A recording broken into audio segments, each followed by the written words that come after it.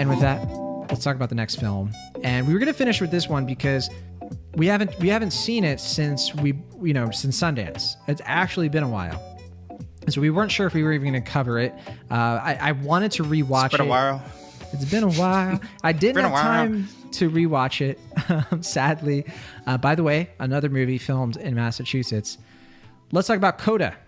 And Coda was, the Grand Jury Prize winner at Sundance this year, if I'm not mistaken there. Yeah, it was the first film that they premiered. It was the grand opening film, and it was also the Grand Jury Prize winner. And I remember when it won, it was one of those, like, really?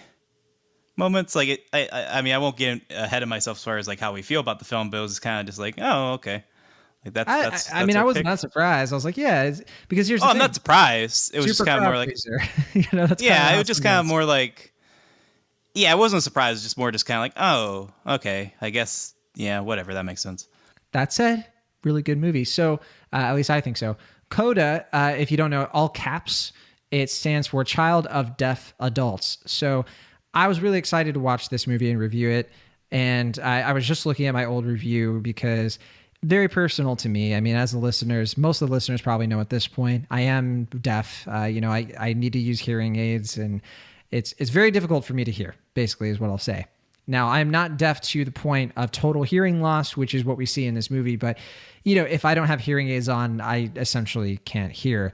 And this movie kind of is a family comedy sort of thing, but also more like a family comedy drama, I think is fair to say. It has some pretty deep moments about this family where the parents and their son are deaf, but their daughter, Ruby, who is played here by Emilia Jones in a standout performance. I don't think it's her first one. I think she's been like, Doctor Who was like one of her things, and she's had like little roles here and there.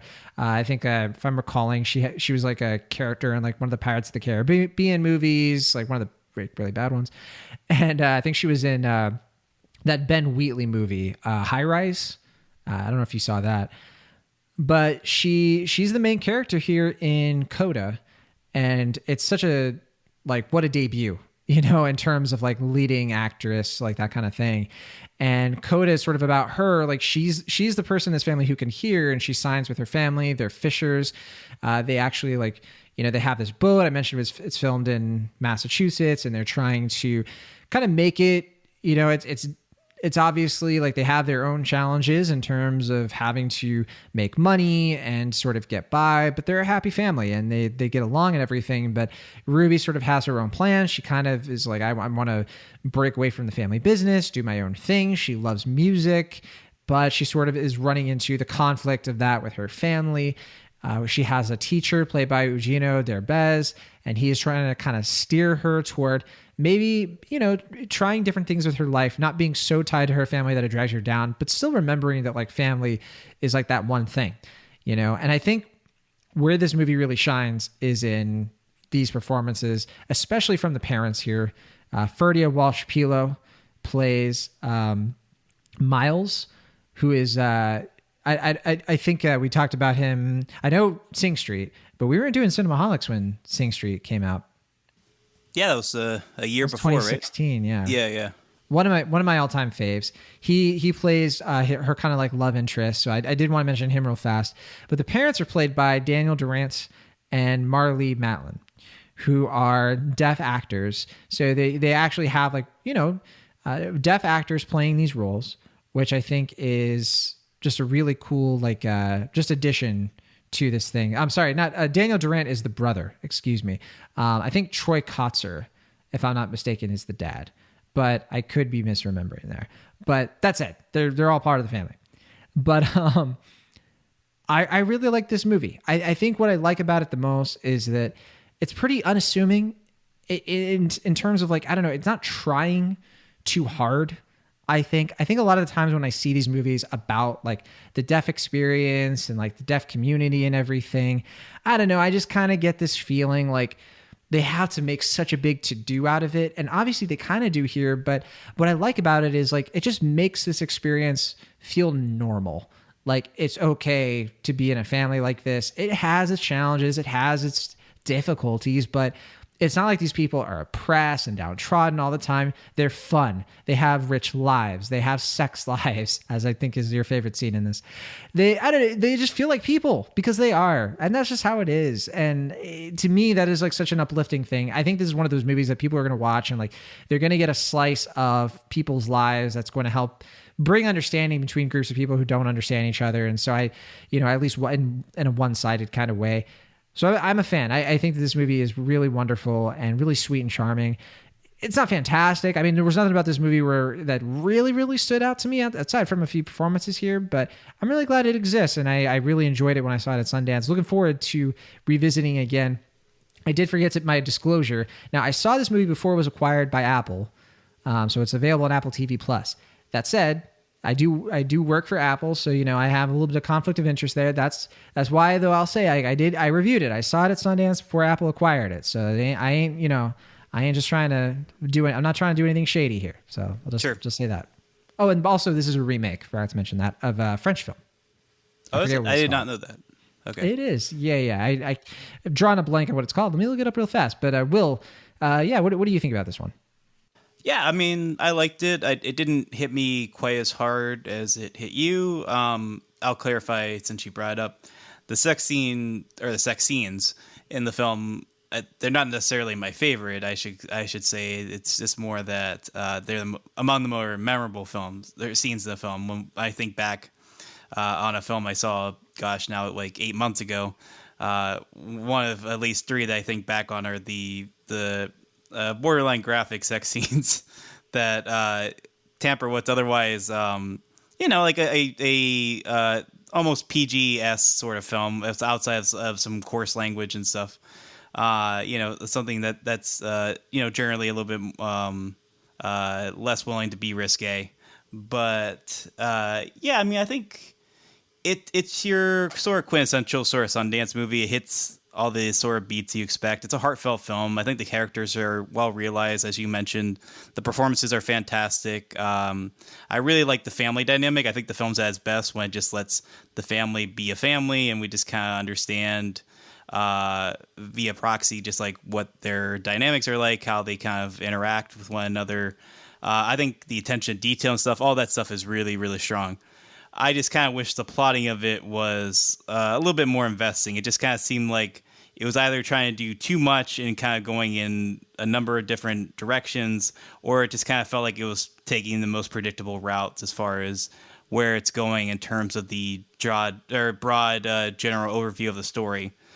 But at the same time, as I think you're about to mention, I think once you just kind of get to those last 15 minutes of the film, it's hard not to have your heartstrings tugged. Even if even someone like me who tends to be a little bit more cynical, it's kind of hard not to be emotionally gripped in those moments. Part of it's the performance, but also just the movie is just really gentle and sweet, and you can tell that the filmmakers really just love these characters and care so much about this dynamic. And I mean, I do wish the film was willing to take more narrative risk or kind of swing in different ways than my expectations would expect, but when it hits it just hits those moments, and they work. I mean, it wasn't like I was weeping or anything, but it hit the old heart, and it did what it was supposed to do, and by that measure, it is a success. Yeah, heartwarming is such the word for this movie, and it's heartwarming not just for like the sort of like the cry-worthy sort of thing, but the drama, but also just the humor. It's just so fun, like you said, to just be with this family and enjoy their little idiosyncrasies. I think the tagline for this film is like every family has its own language or something like that, which I think sums it up pretty well. And I know, like I've been telling people about this movie for a while, and it was one of those movies that people were asking me about at Sundance of like, oh, how was that? Because they heard it won the prize and everything. And, people were reading my review and, asking what I thought as like a deaf critic and all that stuff. And so I recommended it to a bunch of people, and I've heard nothing but good responses. I mean, people have seen the film, reported back to me more than a few and have said like they either cried during this movie or they just were like, laughing the whole way through and really liking it. And I just think it's one of those movies. It's not even that it's inoffensive because it has some edgy material, as we've alluded to. I just think what people are liking about it is that like it's fresh without being that innovative, if that makes sense, because it's not very innovative when it comes to its plot structure. You kind of know where it's going. You kind of know what the deal is. Like, kid wants to break out of this sort of like not oppressive, but this sort of like family structure that's sort of like holding her back, but she also cares about her family. Like, none of it's new, but it still just feels weirdly fresh. It's hard to put my finger on why that is. I don't know if it's because of the deaf commentary. For me, that's not what it is either. I don't know if it's because of the main performance. I don't know if it's because I'm just such of a shill for Emilia Jones and Ferdia Walsh-Peelo. I really like these actors. I think that they have really good chemistry too. And yeah, I love everybody in this movie. I just think I like these people. I liked hanging out with them. And I think the dialogue too is generally pretty, even though I have some gripes about the like plotting of the film, I think the scene by scenes themselves are well written, and I like that, like you were mentioning before, like you can kind of like you infer a lot of things without them obviously spelling a lot of things out, but you can also, like, the dialogue feels fairly naturalistic oftentimes in a way that communicates this information while not feeling just like an exposition dump, which I'm always prone to appreciate.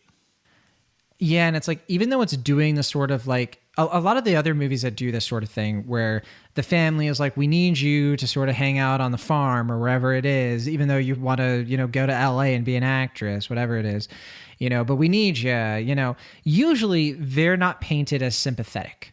They're sort of painted as selfish, right? And I think where this movie kind of differs from that familiar structure is that you really see their side of it too. Like, her side is pretty obvious. And even her reluctance to sort of decide one way or the other what she's going to do with her life.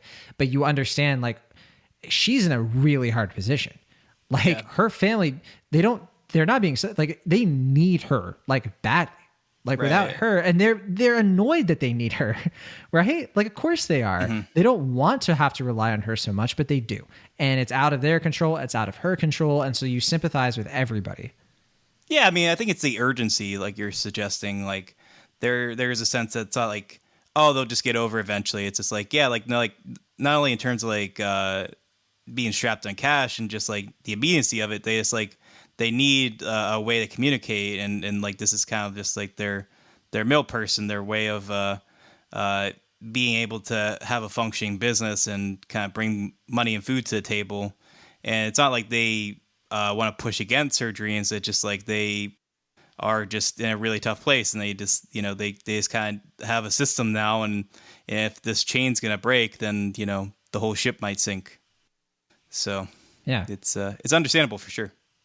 I think in terms of like the recent string of like festival films that are about deaf characters and sort of like introducing a lot of people who are not deaf to these concepts through film, I still think Sound of Metal is probably like the gold star in terms of like that representation. Not that it's competition. I think that all these films have their own unique purpose and their own, except for Sound of Violence. That movie can, go f itself.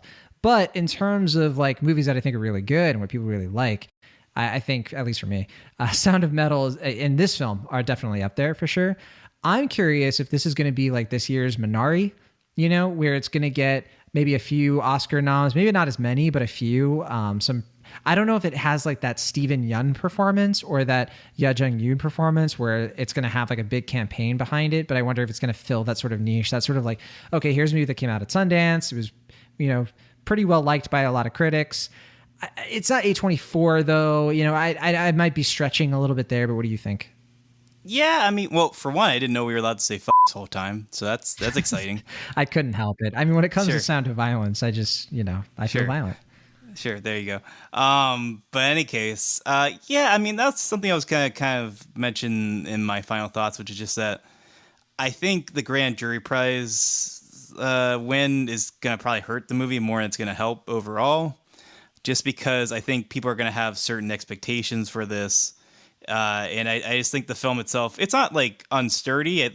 Like we mentioned, I think the character dynamics are really well developed. I think there's a lot to like in terms of the attention to detail and stuff. But I think people are going to kind of see the broad plotting and the kind of beat by beat hits that it does, and just be like, oh, that's it. Like, I've seen this movie before. Like, you know, I mean, I've seen it from this perspective, but I've seen this kind of thing.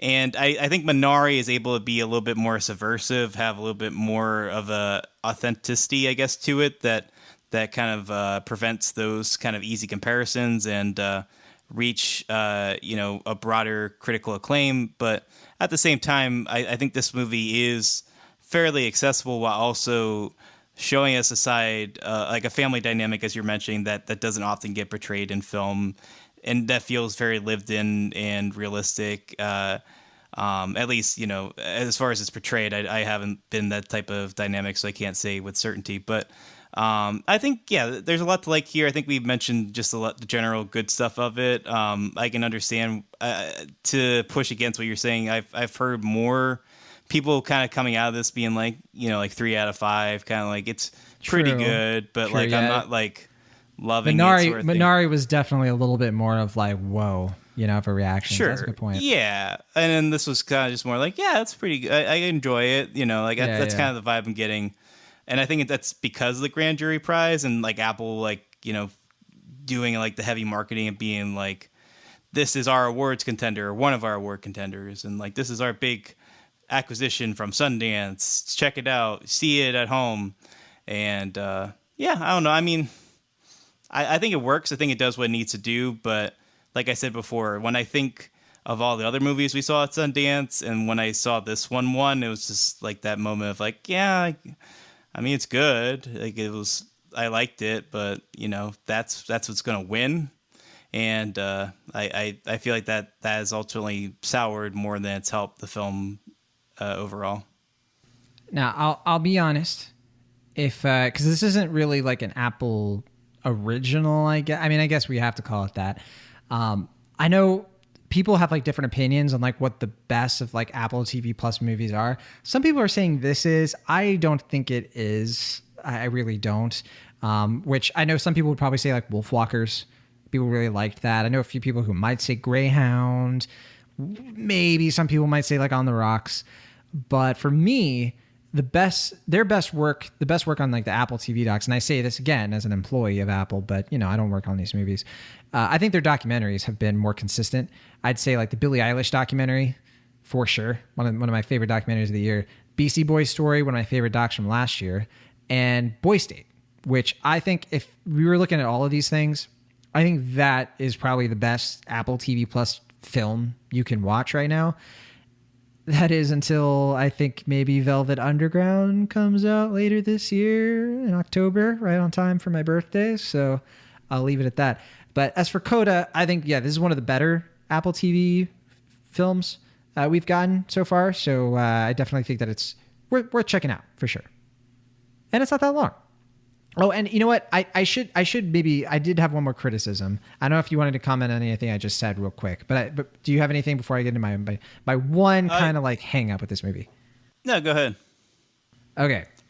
So I got to say it, and I hate to say it because like I don't want to be all grumpy, you know. I do think that there is an issue with this movie, and it's that it's a little weird, you know, that we spend the majority of our time on the one non-deaf character. Mm-hmm. And it's a little bit like, I think that is probably the big difference between this movie and something like Sound of Metal. We're with the guy the whole movie. This movie, we really center things around the one person who is sort of affected by the disabilities of others. It was something that I was a little bit like, man, that's a missed opportunity in a way.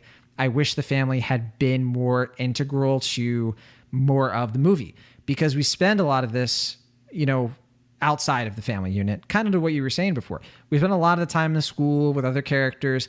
I think this movie could have been like masterpiece level if it had just paid a little bit more attention to the family dynamics in a way that felt more like just connected, because it has those moments in it. It just, I don't know, pads its runtime with some extra stuff that distracts, I think, from the core message. So that's my one hang up. It's why I'm not probably why I'm not as over the moon with this movie, especially in terms of like what it can hopefully do for representation. But it's still a really positive step forward. I don't want to like harp on it too much for that, because I do think it's better than most movies I've seen in that regard.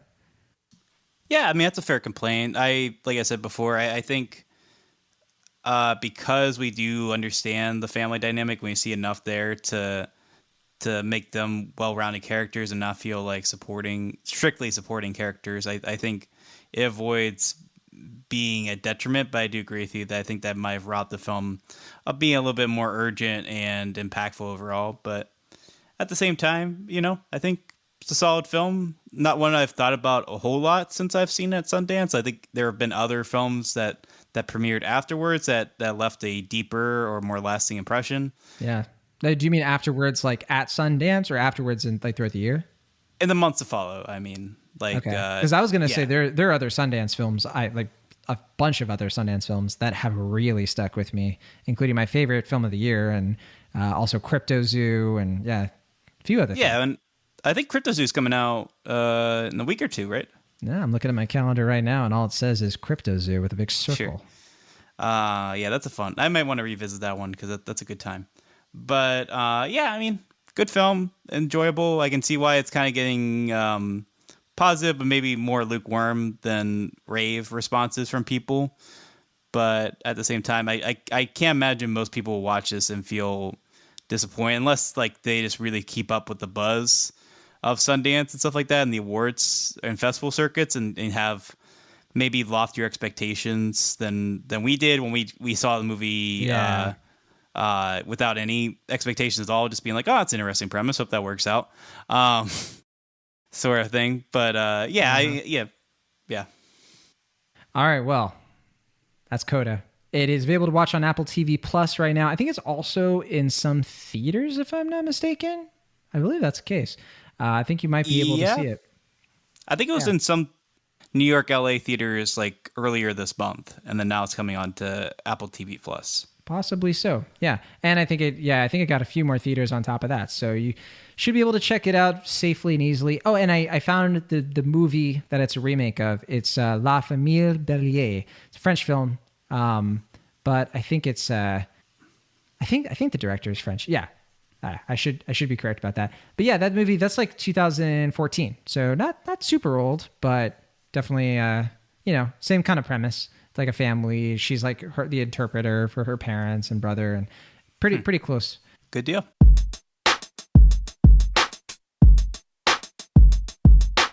Thank you so much for listening to our show. Be sure to subscribe to Cinemaholics on your favorite podcast app of choice, or find us on YouTube. See you all next time.